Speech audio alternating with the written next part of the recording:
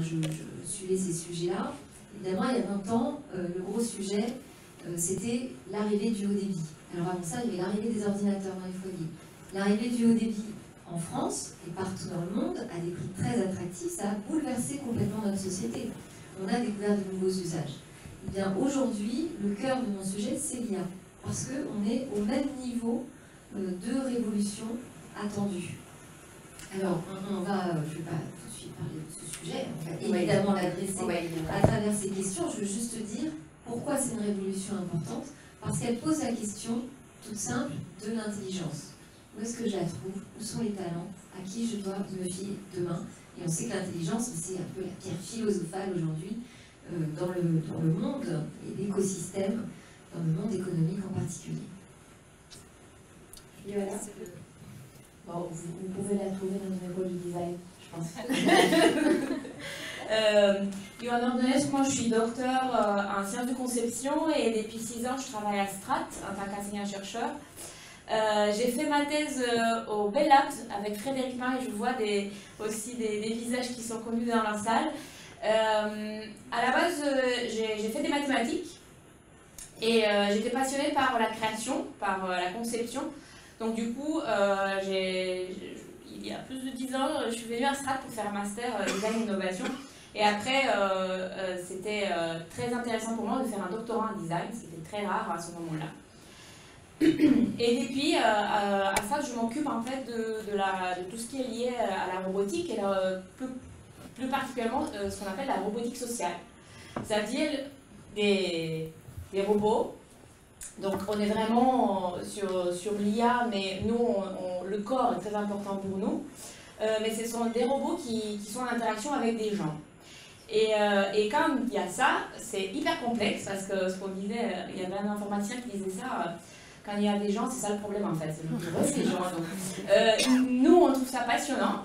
Donc aujourd'hui, après de nombreux projets nationaux de recherche et internationaux, on crée un laboratoire ici en France, pas très loin parce qu'on est à Meudon, un laboratoire commun avec des industriels français internationaux, des laboratoires français et à l'étranger aussi, qui s'appelle Robotics by Design Lab, et on appelait l'écologie de vivre ensemble, donc comment on vit ensemble. Et je vais m'arrêter là, je vais passer la parole parce que sinon, ouais, ça commence sur le... Et merci à vous pour cette occasion de partage. Donc moi je m'appelle Audrey Canso, je suis scénariste, donc j'ai longtemps été scénariste pour ce qu'on appelle les médias de masse, donc j'ai écrit des sketchs, du dessin animé, j'ai aussi écrit des livres de série, et j'ai aussi écrit des livres, voilà, sur le thème des fées, pour le dictionnaire universel des créatrices. Et depuis quelques années, je me passionne en fait pour ce qu'on appelle cette nouvelle civilisation qui est en train de se préparer là, et dans laquelle l'IA et les robots évidemment jouent un rôle tout à fait fondamental. Donc j'essaye de comprendre la généalogie de tout ce qui est en train d'arriver là en ce moment, pourquoi, à tous les niveaux en fait, au niveau politique, économique, technologique, et j'essaye de comprendre vers où ça nous emmène et quels sont les nouveaux mondes possibles aujourd'hui, quels sont les nouveaux mondes possibles et comment on peut basculer vers le meilleur des nouveaux mondes possibles en fait. Donc c'est vraiment une vue d'ensemble très très vaste parce qu'il y a beaucoup de spécialistes de tout, mais on manque aujourd'hui, il faut qu'on prenne de la hauteur en fait pour comprendre où est-ce que tout ça nous emmène parce qu'on est vraiment dans une surabondance d'informations. Donc moi je me sers de la fiction pour ça, j'ai écrit un livre qui s'appelle 2030 Odyssée d'un nouveau monde, où justement j'essaye de lister un petit peu un panel de ce qui est évidemment très limité, de ce que la robotique et de ce que l'intelligence artificielle risque de causer dans le futur. Donc il y a notamment un robot qui a les traits d'Audrey Hepburn, qui est une version positive de l'intelligence artificielle. J'en parlais un peu plus tout à l'heure parce que sinon je vais être trop longue. Mais voilà, tout ça pour dire que c'est un sujet qui est passionnant, qu'il ne faut pas en avoir peur, mais qu'il faut vraiment essayer de voir tous les possibles là qui nous sont ouverts pour essayer de comprendre lequel, voilà, vers lequel de ces possibles il faut qu'on se dirige parce que on risque d'entrer assez vite dans un phénomène d'exponentialité en fait. Il faut qu'on se prépare. Voilà. Merci. Donc bonjour à tous, vous m'avez tous vu arriver. Frédéric Pain, donc je suis la directrice adjointe de Strat Sèvres, qui est juste à côté. Et aussi, je dirige les activités de recherche dans cette école de design. Alors, vous l'avez compris, Johanna vous l'a dit en introduction, il y a 6 ans, je n'étais pas dans une école de design. Il y a 6 ans, je dirigeais un département de recherche au Bell Labs, le centre de recherche Alcatel-Lucent, et je suis partie des Bell Labs l'année de bascule de la marque de Alcatel à /No. Ah bah oui, vous dormez un peu là. Hein, donc, je suis très contente d'être ici parce que je suis une fervente défenseuse des réseaux de femmes, parce qu'elles font des choses formidables, elles font avancer énormément de choses, donc du coup j'ai perdu mon son. Non, c'est bon. D'accord. Ah, c'est mieux, parce que sinon... Ouais, j'ai fait sursauter tout le monde. D'autant plus que quand j'étais à Alcatel, j'étais aussi dans le board du réseau de femmes Alcatel, qui s'appelle Stronger, qui est resté un réseau très fort aussi. Et puis, je mène ce combat aussi par ailleurs dans l'école, en tant que référente égalité hommes-femmes, et par ailleurs au niveau militante citoyenne. Donc, c'est des enjeux que je soutiens énormément. Et puis, on n'est pas là aujourd'hui pour parler de ça, on est là aujourd'hui pour parler de l'intelligence artificielle, des impacts de la notion de la robotique sociale. Et donc, c'est de ça dont on va parler maintenant. Pourquoi est-ce qu'une école de design embrasse ce type de questions ? Eh bien, on va faire le pont avec ce que vous venez de dire aussi, puisque nous aussi, notre réflexion, et on partage beaucoup ces questionnements-là avec les artistes aussi. Nos questionnements sont autour de dans quel monde on veut vraiment vivre demain avec ces enjeux-là. Et puis, le design est souvent connu pour... voilà, un designer, ça fait des lampes, des chaises, des tables, vous n'allez pas me contredire, c'est souvent connu là-dessus. Sauf que le designer, avant de s'intéresser à la question de designer un objet, un service, il va s'intéresser à la question de dans quelle expérience j'emmène mon client final, mon utilisateur final, avec la proposition de service que je vais lui faire. Cette proposition de service, elle peut être un objet, qu'on connaît le plus, mais ça peut être aussi un service intangible, pas forcément visible. Et cette dimension-là, pour un designer, elle est aussi percutée par l'intelligence artificielle, parce que notre nouvelle matière première, c'est des algorithmes. C'est des algorithmes qu'on ne maîtrise pas forcément, c'est-à-dire qu'autant on avait une maîtrise parfaite de la matière, le bois, le métal, l'impact dans une forme, etc. Mais quand je dois designer une forme qui évoque une fonction, et que cette fonction, elle est manipulée, entre guillemets, par des choses que je ne vois pas, comme par exemple des algorithmes, je me dois, moi, puisque c'est ma nouvelle matière première en tant que designer, d'en avoir la maîtrise. Mais quand ces algorithmes deviennent traités par d'autres personnes que j'utilise uniquement à leur fin, et que je ne sais pas quelles sont les données qui ont été utilisées en amont, bah là, ça pose un problème. Voilà, je démarre le débat. Alors, vous avez dit une chose, et je suis désolée parce qu'il va falloir qu'on se passe le micro, mais la première question va être pour Delphine. Alors, j'ai lu dans ce livre que je vous montrerai à la fin, qui est très intéressant, et je vous conseillerais de le lire, que les femmes étaient, vous l'avez dit, alors la personne dit largement absente de l'IA, en tout cas aujourd'hui. Je ne sais pas ce que sera demain, mais en tout cas aujourd'hui. Et il dit que cela a de calamiteuses conséquences sur la quantité de talent, sur les ambiances de travail. Et oui, messieurs, si vous êtes trop nombreux, on vous manque. Sur la créativité. Et c'est un biais de l'intelligence artificielle, un parmi tant d'autres. D'après vous, Delphine, quels sont ces biais qu'a l'intelligence artificielle ? Alors déjà, l'intelligence artificielle, j'ai pris des petites notes pour rien oublier.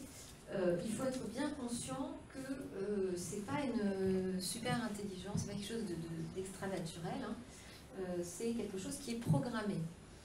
Programmé par des humains qui ont leurs qualités, leurs défauts, leurs faiblesses. Et un des biais importants aujourd'hui dans l'intelligence artificielle notamment, c'est de faire des fausses prédictions, puisque l'IA, on le sait, sa vocation principale, c'est de prédire, de nous donner une réponse sur ce qu'on doit décider, ce qu'on doit faire demain. Alors ces fausses prédictions, elles ont plusieurs origines. Souvent, c'est qu'on se trompe sur les données que l'on fournit à l'intelligence artificielle. C'est assez fréquent, notamment sur les questions qu'on pose, qui amènent à réfléchir à une nouveauté. Comment fait-on pour trouver des données qui vont prédire quelque chose qui n'existe pas ?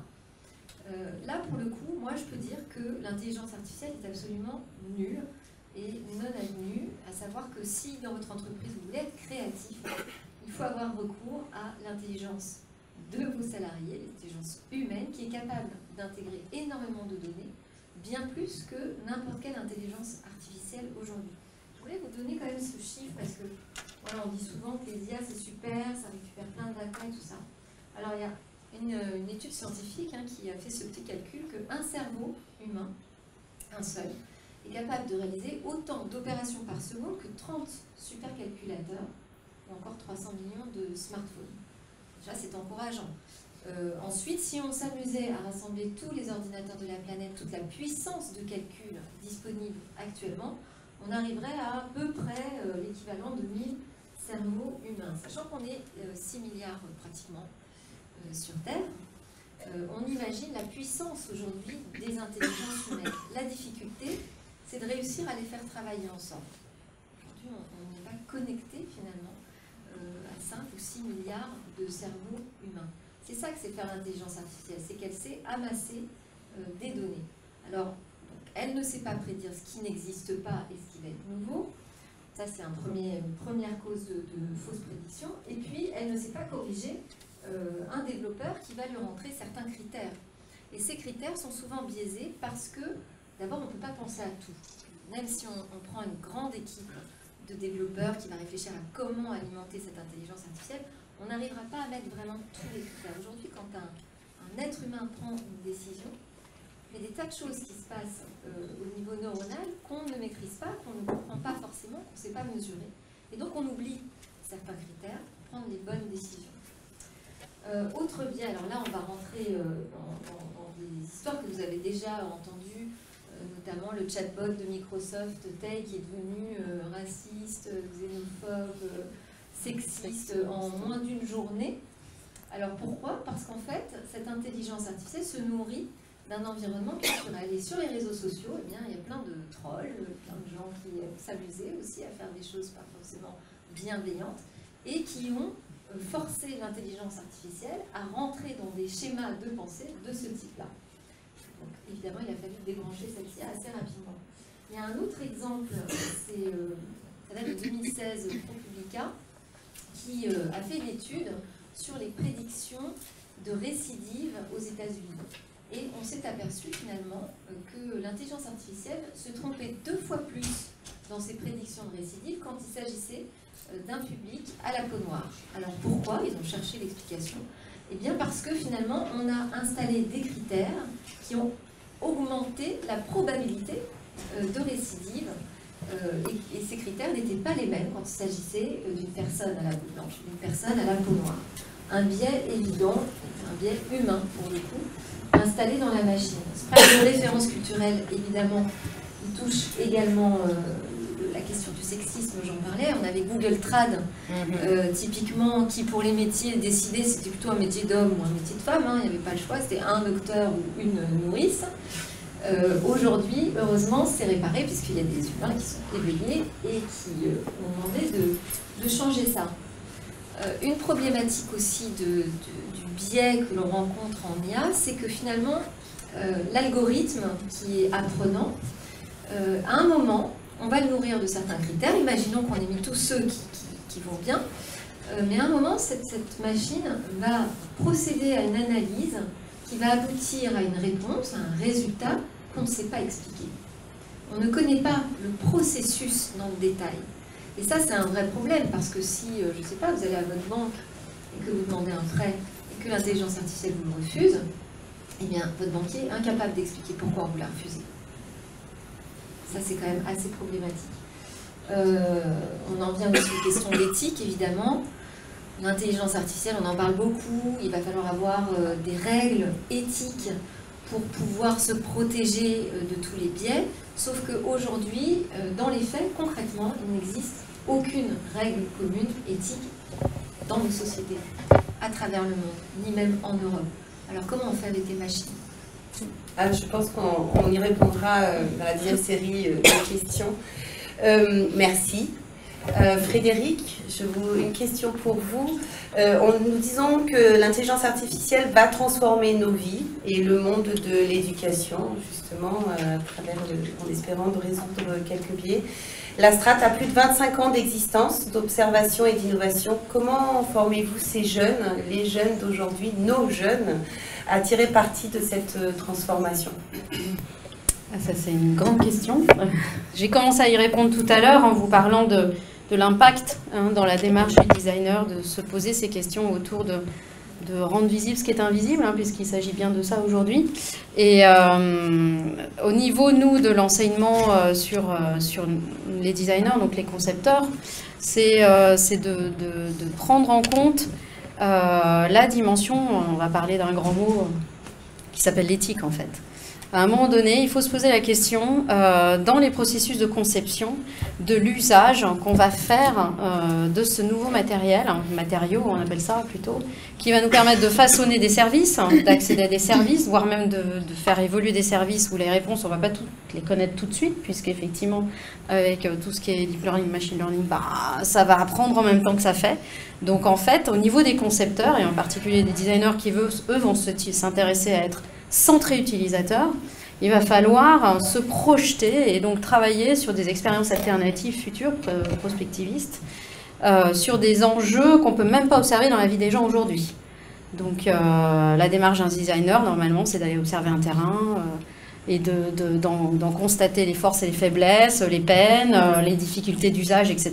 Et puis ensuite se dire, ok, on ne va pas reproduire ça dans la vie future si je fais évoluer tel service ou tel objet. Et là, quand je dois aller observer dans la vie des gens comment je conduis un véhicule autonome, c'est pas facile, il n'y en a pas. Et quand je dois aller observer dans la vie des gens comment mamie utilise son petit robot dans son quotidien de vie, je peux pas, il n'y a pas de robots qui sont aujourd'hui complètement opérationnels dans la vie des gens. Donc c'est que des bouts d'observation qu'on peut faire. On utilise des outils au niveau design qui évoluent aussi pour permettre cette vraie projection et permettre de rapprocher les clients finaux de ces futurs enjeux de technologie qu'on leur pousse dans la vie qui va très très vite. Ce qu'on appelle soit les terrains analogiques, soit ce qu'on va appeler de travailler sur, et on a parlé sur des fictions qui leur permettent de se projeter et donc de créer un débat avec ces populations. De créer un débat avec ces gens, de dire ok, on va vous pousser cette techno, elle va arriver dans votre vie, ça va être tel scénario, est-ce que c'est ça que vous voulez? C'est pas eux non plus qui vont permettre la conception, mais au moins on va commencer à faire rentrer dans la vie des gens des réflexions qui permettent d'aller sur le territoire des imaginaires. Ce qui est très compliqué aujourd'hui, c'est de définir dans quel imaginaire on sait.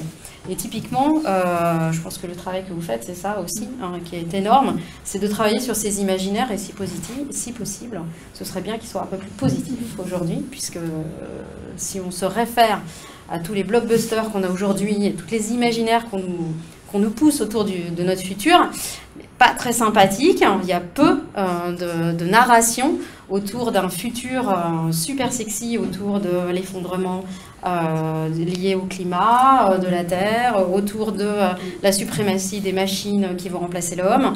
Tous ces imaginaires-là ne sont pas extrêmement positifs et c'est aussi le rôle des métiers du designer, des métiers comme fait Audrey Conso aussi, de nous pousser vers des imaginaires qui sont plus positifs. Donc c'est tout un travail qu'on fait au sein de l'école aussi. Peut-être aussi sur la recherche. Il va y avoir une question sur la recherche. Justement pour vous, versus votre expérience, en fait, et on vient de parler des biais, comment d'après vous pourrons-nous aborder le design d'expérience avec les enjeux de confiance, d'éthique et d'inclusion que soulève l'IA? C'est plutôt sur une démarche de chercheur aussi.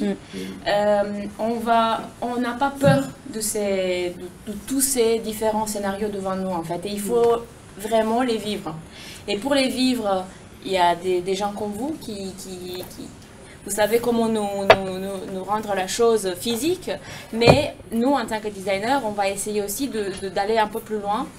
Et de voir qu'est-ce que ça fait, en fait, si, par exemple, dans une cantine, on a un petit robot poubelle qui vient s'approcher de nous quand on mange.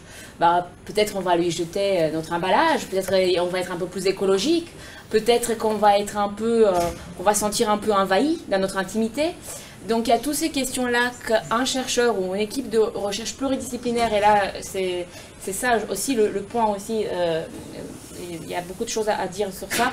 Avant, la technologie, elle est faite à Silicon Valley par des jeunes, des hommes entre 25 et 35 ans qui bossent à fond avec tous ces scénarios. Là, on espère que c'est une chance de plus pour intégrer aussi, parce que des questions sur les femmes, d'intégrer aussi des chercheuses et des chercheurs dans d'autres disciplines, donc pluridisciplinaires, pour réfléchir à ces problématiques-là. Donc du côté de la recherche, je suis aussi avec une autre collègue à moi, on essaye d'expérimenter et comprendre vraiment la différence entre l'imaginaire et la vraie chose qui se passe. On avait fait beaucoup d'expérimentations en hôpital, à la maison de retraite, avec différents types de machines, de robots, etc. Et entre la question, vous voulez participer pendant une semaine à une expérimentation avec un robot et vraiment voir, ah bah c'est lui, ah non mais je pensais que vous parliez d'un robot, lui c'est pas vraiment un robot, c'est un truc hyper mignon.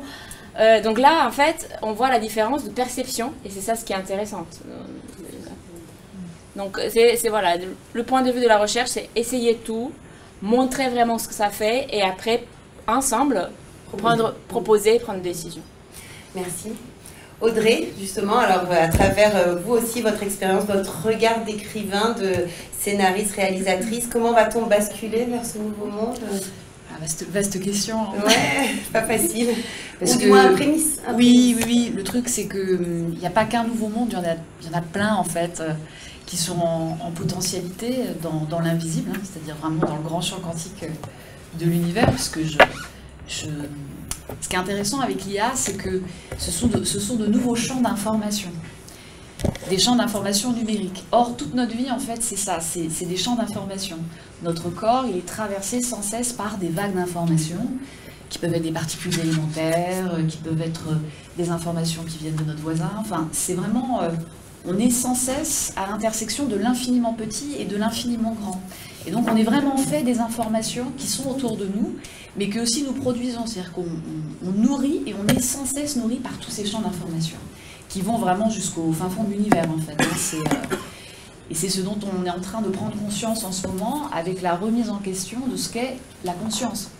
J'en parle parce que il me semble que c'est important par rapport à l'intelligence artificielle, puisque jusqu'ici, la plupart d'entre nous avions une vision matérialiste de la conscience.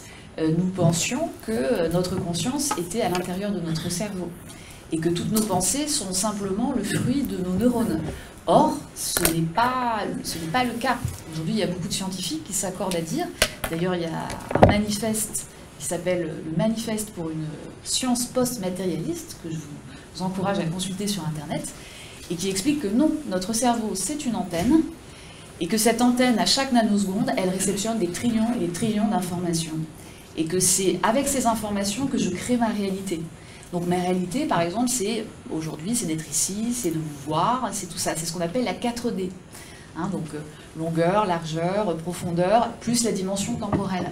Mais ça, c'est quelque chose que je crée, en fait. C'est une création. Je pourrais créer complètement autre chose.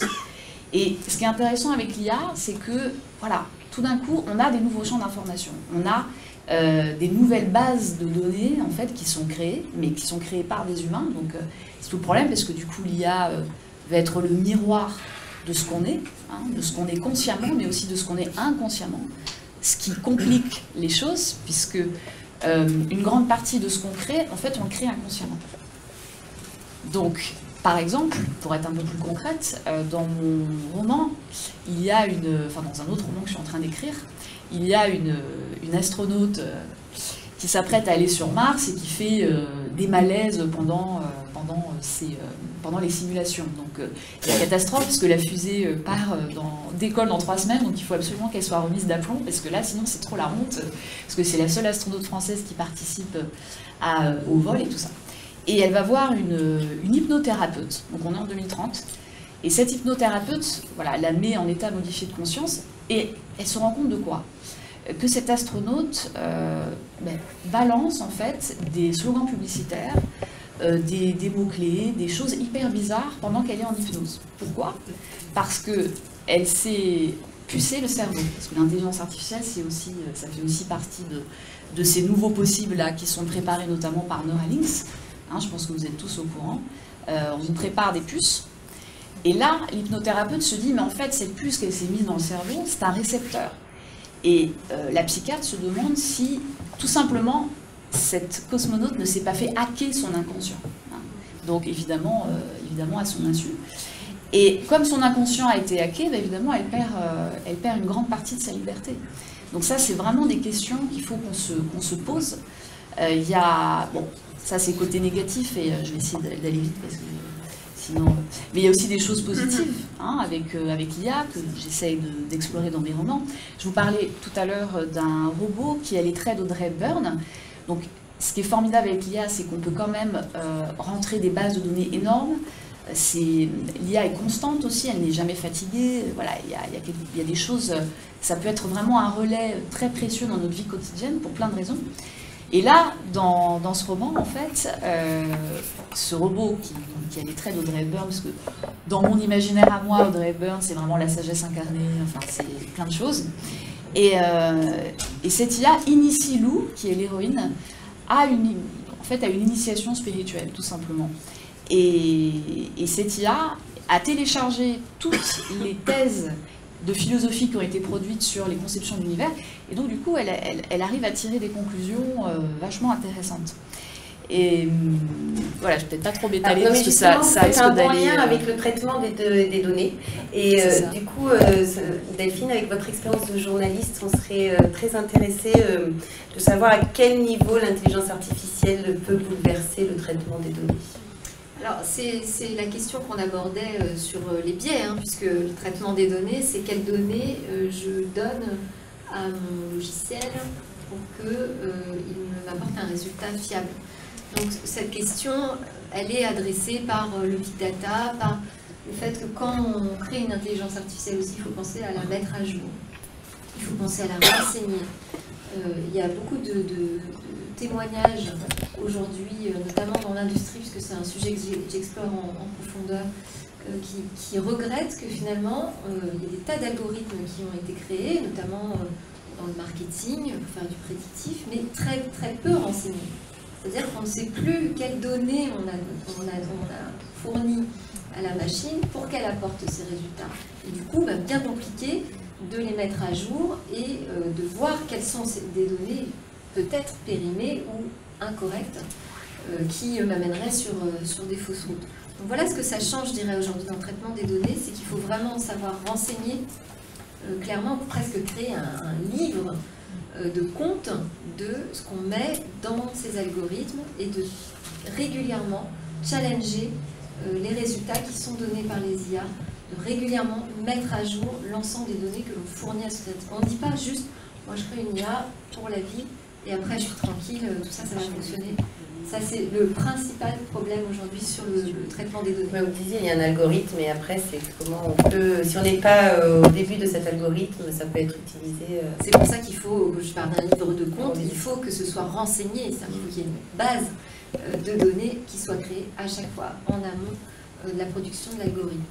Je voulais moi rebondir sur ce que vous disiez en termes de design sur les robots, parce qu'on parle souvent robot, alors le robot, on va dire, c'est plutôt la machine, la forme d'automate intelligent, et puis l'IA, c'est plutôt le soft, le logiciel, mais les deux sont souvent fusionnés.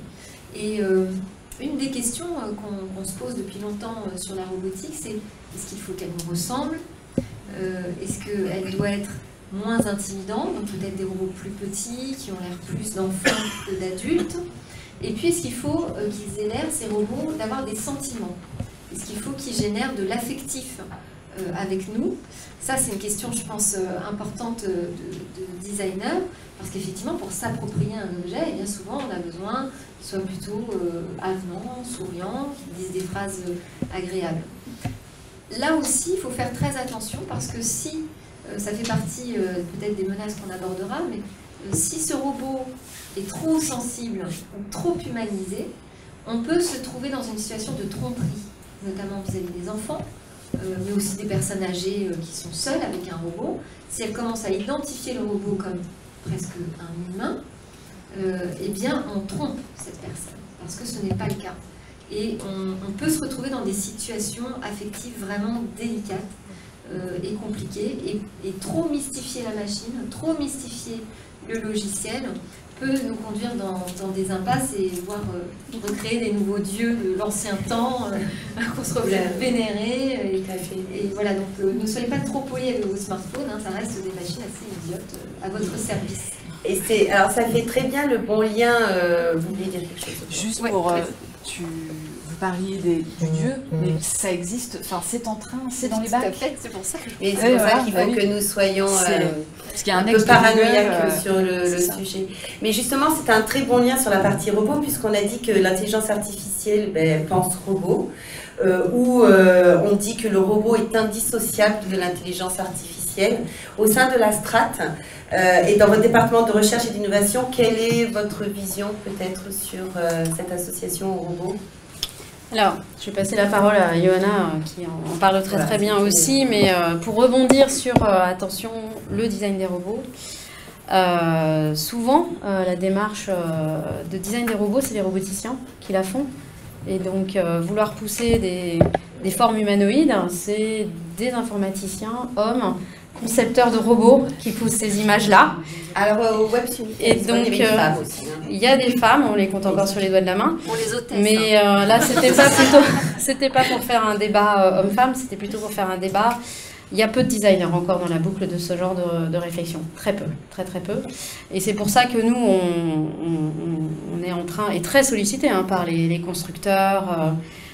Et les grandes industries, grandes compagnies aujourd'hui internationales, on est sollicité pour monter des réflexions de recherche où on va mettre l'être humain au centre du débat sur cette réflexion-là. Nous, on vient de faire 5 ans de projet de recherche avec SoftBank, pour ne pas le citer, qui lui, effectivement, est sur une stratégie de le robot doit être humanoïde, le robot doit être sympathique. Ce qui est très intéressant parce que ça nous a permis d'avancer sur certaines réflexions, de voir ce qui se passe quand ce fameux paradoxe de si moi je vous parle robot, tout le monde va dire « Ah, les robots, attention !» Cet imaginaire de perception de « Au secours, le robot va me remplacer !» Et nous, ce qu'on a pu constater en plus de 5 ans de recherche, c'est qu'on met un robot devant quelqu'un, personne n'a d'abord cette première réaction de peur. La première réaction de tout le monde, c'est de se dire « Waouh, un robot, ça sait faire quoi ?» Et donc, il y a d'abord l'effet magique, l'effet enchanteur, quoi. C'est d'abord ça qu'on a devant un robot, sauf si vraiment on l'a conçu pour qu'il fasse extrêmement peur, ce qui est très rare. Donc, la première fois qu'on est en contact avec un robot, on a surtout envie de savoir ce qu'il sait faire. Donc, on va plugger dans ces machines-là des enjeux qui sont complètement différents de la perception du subconscient. On va dire « Waouh !» qui remontent au golem, etc. Des histoires très anciennes de peur du robot. Pour l'Occident, parce que l'Orient, c'est pas les mêmes enjeux. Mais du coup, ça, c'est très intéressant. Et c'est là-dessus que nous, on travaille. C'est-à-dire, OK, il y a une vraie dichotomie entre les imaginaires perçus, collectifs, partagés. Et puis, ce qui se passe vraiment quand on met un robot devant une personne et qu'on le fait interagir avec, quelle que soit la génération. Nous, on a travaillé avec des personnes âgées en maison de retraite, des personnes hospitalisées dans les hôpitaux, des enfants. On voit bien qu'on va mettre quelque chose sur ces machines intelligentes qui est complètement différent de si c'était une chaise qui se mettait à tweeter, vous voyez. Je ne mets pas du tout le même affect sur un objet qui est capable de technologie avec un objet sur lequel je vais à la fois identifier une espèce d'intelligence, et là on va parler de ce qu'on appelle l'empathie artificielle. C'est-à-dire que ça ne devrait pas exister, ce terme-là, je tiens à le dire. Ceci dit, on y est. On est en train de se dire, il se passe quelque chose, c'est-à-dire qu'on pose de l'affect sur un objet qui est particulier, qu'est-ce qu'on appelle un robot social. Voilà, la robotique sociale, c'est-à-dire qu'on va nous transférer une dimension qui est normalement, qu'on appelle objet, l'objet, qui est non vivant, et puis le sujet, qui est un objet vivant.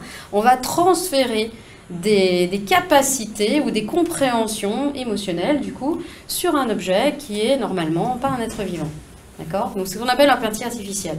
C'est extrêmement important que cette notion-là, on la attaque dès l'amont, avec pas cette volonté de faire le énième robot qui va être super sympathique, qui va nous permettre d'aller encore plus loin dans la manipulation, etc. etc. Mais c'est extrêmement important qu'on maîtrise, nous, en termes de design, qu'est-ce qu'on va mettre dans la vie des gens quand on provoque ça. Donc c'est extrêmement important qu'on en ait la maîtrise, et ça passera par des équipes de chercheurs pluridisciplinaires qui feront intégrer aussi bien des roboticiens, des ingénieurs, mais aussi des sciences humaines et sociales, mais aussi des philosophes spécialistes de l'éthique, qui vont nous donner un regard sur cette compréhension-là du monde dans lequel on vit et dans lequel on va vivre. C'est extrêmement important pour que, effectivement, nous, en tant que designers, parce qu'on va designer aussi bien l'aspect formel hein, de ces futures machines intelligentes, mais aussi l'interaction qu'on va avoir avec elles. Et ces dimensions-là, elles vont passer aussi par une compréhension du monde multiple. Johanna, tu veux rajouter quelque chose peut-être? En fait, c'est juste pourquoi on les fait comme ça. Ouais. Pour nous, en tant que designer, pour chaque chose, il faut avoir un sens derrière. On le fait humanoïde et de nos recherches, on sait pourquoi on va faire certains robots humanoïdes et on sait pourquoi dans certains contextes, on ne va pas les faire humanoïdes. Quand je travaille pour une personne qui est tétraplégique ou paraplégique dans un fauteuil roulant et je crée une solution pour lui donner à manger, je ne vais pas peut-être faire un robot humanoïde, mais je vais faire juste un bras robotique pour l'aider à manger. Parce que c'est une tâche pénible et voilà. Mais quand il y a d'autres chercheurs qui ont fait des études, on parle souvent dans les médias des paros, le robot bébé phoque japonais qui est aujourd'hui un dispositif médical. Ça veut dire qu'au lieu de lui donner un médicament à la personne, on lui fait une thérapie d'1 heure avec paro, qui est juste un truc qui gigote, qu'on câline en fait, ça répond à nos câlins. Et ça, c'est la thérapie utilisée. Donc là, c'est un dispositif médical qui aide à relaxer la personne, au lieu de lui donner des calmants, par exemple. Donc pareil, quand on travaille sur les enfants, la robotique, cette robotique humanoïde ou avec, Social, ouais.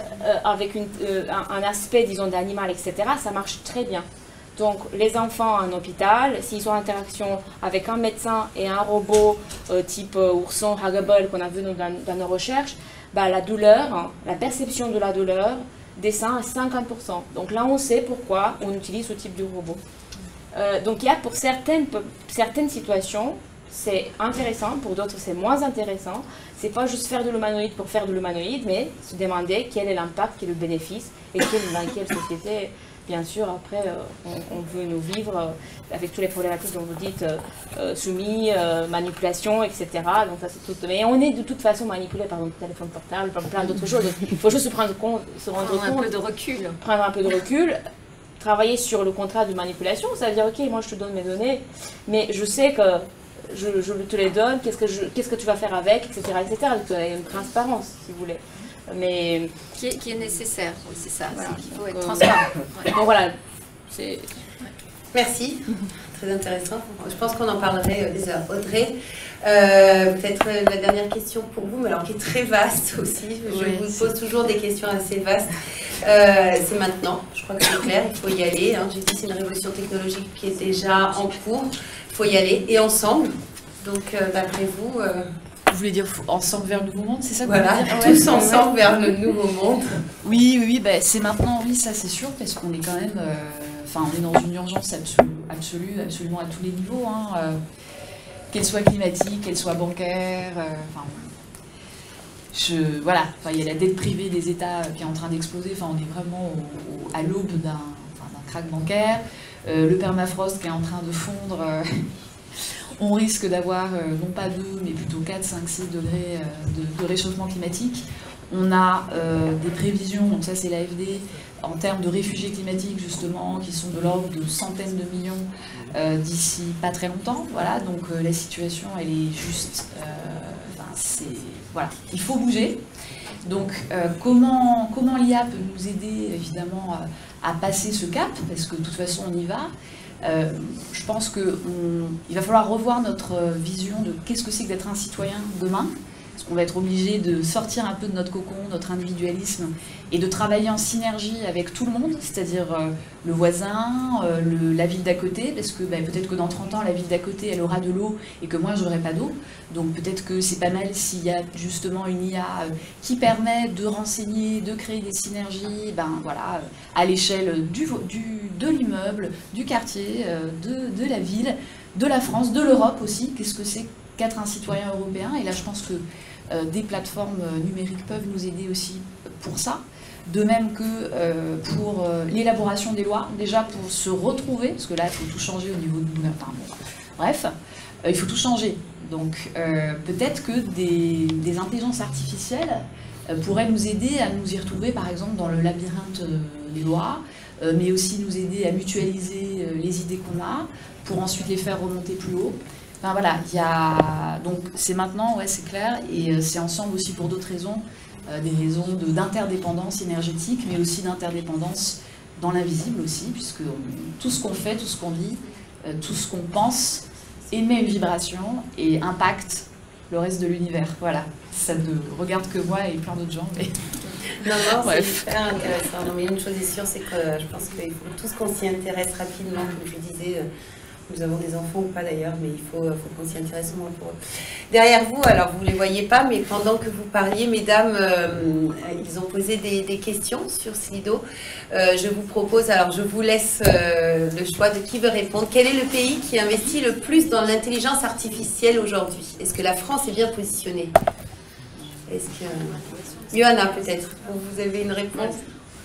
Je sais que la Chine et les États-Unis, ils font beaucoup d'efforts. La France essaye avec AI for Good, avec toute cette commission en fait de Hub AI, etc.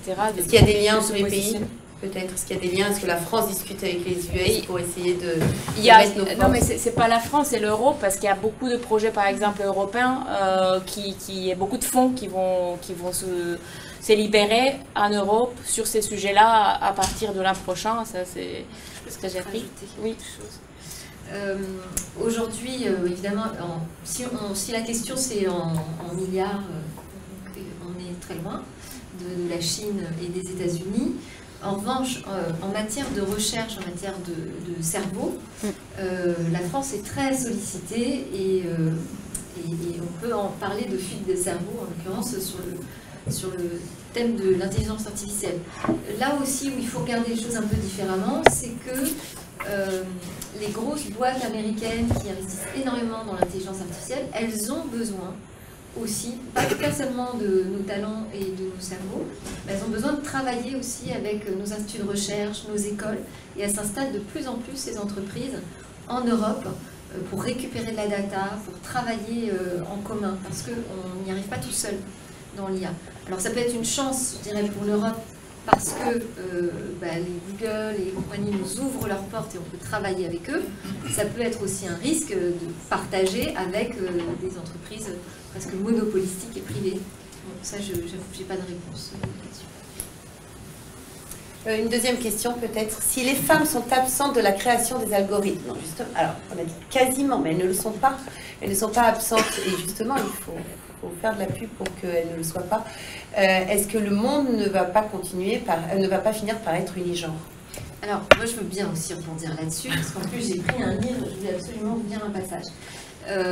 C'est sûr qu'on manque beaucoup de femmes aujourd'hui qui travaillent dans l'informatique ou l'intelligence artificielle. Ça n'a pas toujours été le cas, d'ailleurs je vous invite à lire aussi le livre de Claude Evans qui rappelle que les femmes et l'informatique c'est une très vieille histoire, bien plus vieille que celle des hommes, puisqu'il y avait les ordinatrices qui faisaient les calculs. Mais je me permets, je vais intervenir, on dit que 50% dans le livre là que je disais, 50% finalement de jeunes filles sont en terminale S, qu'ensuite on en retrouve moins de 30% dans les écoles d'ingénieurs et qu'ensuite le pourcentage diminue. C'est très simple, l'informatique, la cybersécurité et compagnie, ça ne fait pas du tout envie aux jeunes filles. Peut-être qu'une des solutions simples, ce serait quand même de les inciter davantage, de les embaucher, de les payer autant que les hommes et de leur fournir un environnement sécurisant, safe, agréable pour les femmes. Voilà, de rassurer en tout cas sur ces points-là. Moi, ce que je voulais vous dire, c'est que dans ce livre Super Collectif, où on parle beaucoup de l'intelligence humaine, il y a des études qui ont été faites et qui prouvent que plus il y a de femmes dans un collectif, je vais y arriver, merci, plus ce collectif est intelligent. On peut se poser la question, est-ce que la femme est l'avenir de l'homme? Alors, je voulais vous lire ça parce que, franchement, je pense que ça vaut le coup de l'entendre ici devant Women Impact Network.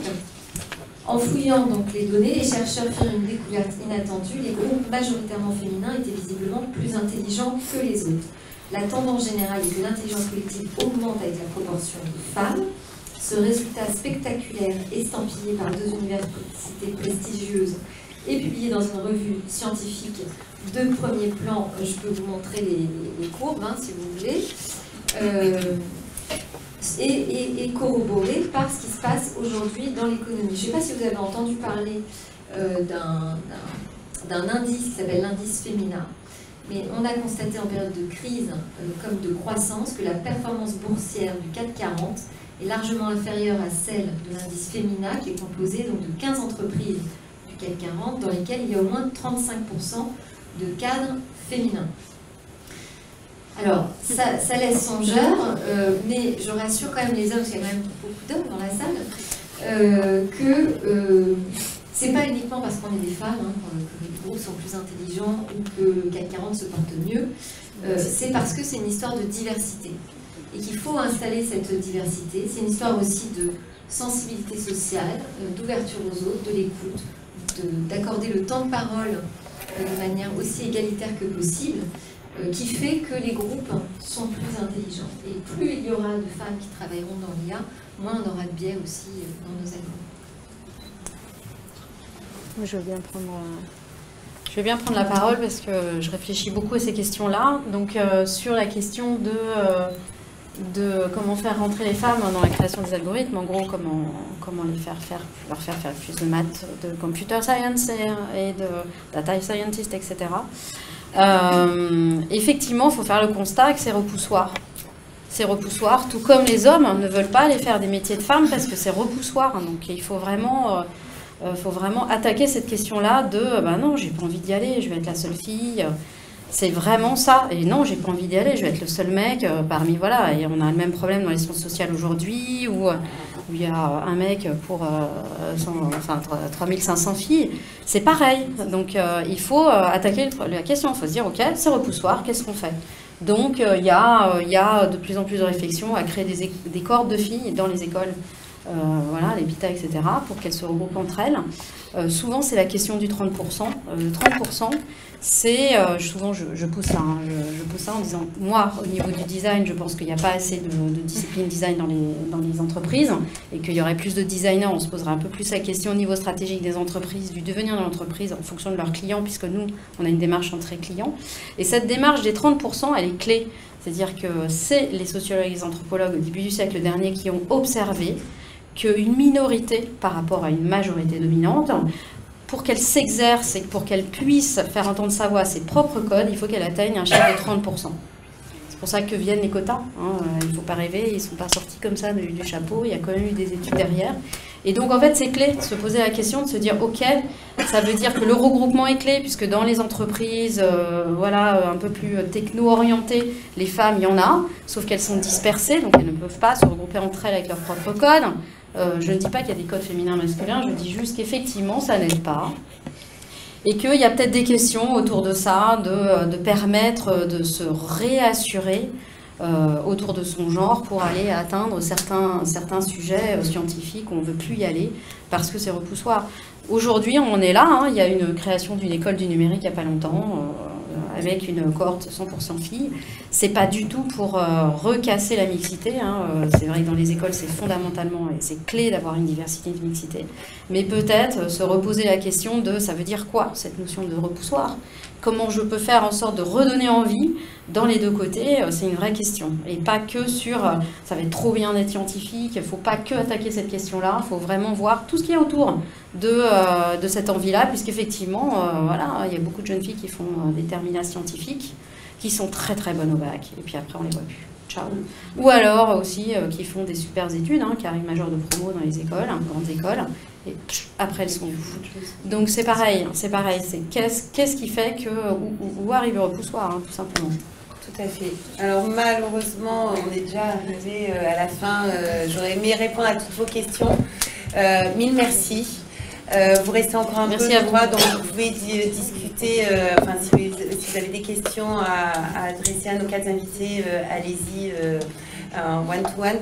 Mille merci, vraiment, c'est très apprécié et moi-même, je dis oui à ce formidable réseau du WIN parce que je trouve qu'il faut qu'on discute tous ensemble parce que c'est comme ça aussi que je pense qu'on ouvrira nos chakras et que justement on pourra expliquer aux autres, non mais c'est vrai qu'on pourra expliquer aux autres ce qu'il en est, en plus à nos plus jeunes. Moi je retiendrai une chose, c'est qu'il faut y aller maintenant, ensemble, et que c'est pas une question de femme ou pas femme, c'est juste la bonne diversité en fait qui fait la richesse, on le sait. C'est pas, on va pas prôner être féministe en disant les femmes sont plus intelligentes, pas du tout. C'est vraiment la mixité, la diversité pour y aller tous ensemble.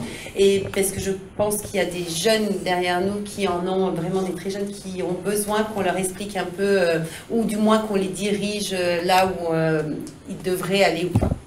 Enfin, après, ils choisiront bien évidemment. Je vous incite à lire ce livre qui est très simple, qui est un peu l'intelligence artificielle pour les nuls. Et merci à Hélène qui me l'a offert. Je l'ai lu ce week-end. C'est vraiment chouette. Ça s'appelle Intelligence artificielle, pas sans elle. Il y a une préface de Cédric Villani qui est vraiment chouette. Et c'est écrit par 2 femmes sinon. Il y a plein de chiffres, donc culturellement, c'est vraiment sympa. Si vous voulez que je vous montre, il y a vraiment, c'est vraiment simple et c'est un peu l'intelligence artificielle pour les femmes. Après, ces dames, elles font. T'as dit pour les nuls et pour les femmes, alors attention. C'est vrai, attention, mais c'est pas grave, il faut avoir de l'humilité, donc c'est ça. Et là, comme on dit, je rame. Et surtout, ces dames, c'est nos invités, font plein de choses. Allez voir, vous avez leur nom, encore une fois, discutez avec elles. Font plein de choses. Audrey est écrivaine, Delphine journaliste, à la Strat, justement il se passe plein de choses. Allez voir, renseignez-vous et si vous avez d'autres questions, n'hésitez pas. En tout cas, moi je reste disponible pour vous. Voilà. Merci.